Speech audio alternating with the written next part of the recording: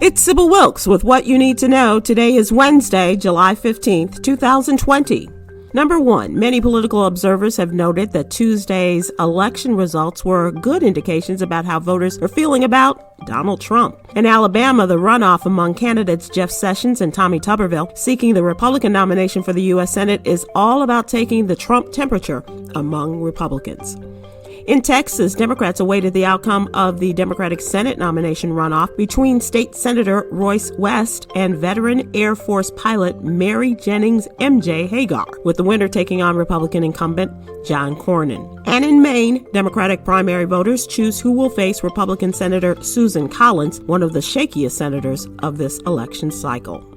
Number two, Joe Biden presented the second plank of his Build Back Better plan on Tuesday. The presumptive Democratic presidential candidate proposed a 4-year, $2 trillion program to slow climate change while putting millions of Americans to work via clean energy jobs. Plans call for eco-friendly affordable housing, subsidizing America's electric car industry, and providing high-quality, zero-emissions public transportation to every major U.S. city. Number three, tensions between the Trump administration and infectious disease expert Dr. Anthony Fauci continues to escalate as the pandemic spreads throughout the majority of this country. In interviews over recent days, Dr. Fauci has become a very vocal critic of the administration's failings in handling the pandemic, saying that mistakes were made in the beginning. Despite attempts by the White House to discredit the doctor, sources close to the situation say Fauci will remain on the White House Coronavirus Task Force.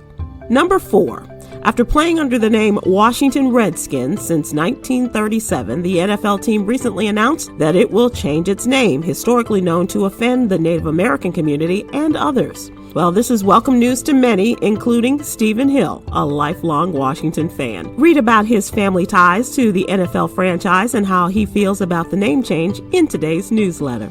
Number five, the adoption of new tax legislation in 2019 and the filing process is complex, and it keeps Black people in a sunken tax place. Over 40% of Black Americans make less than $30,000 per year, putting them at an income disadvantage if taxes are not filed correctly. MarketWatch found the tax code amplifies the disproportionate racial wealth gap that already exists based on the way our economy works and the way our society treats African Americans. Join Stephen Hill and me today live on YouTube at 7 p.m. Eastern, 6 p.m. Central as we discuss today's top headlines and more. And that's what you need to know. For more information, please go to SybilWilkes.com and sign up for my free newsletter. Be informed, be empowered.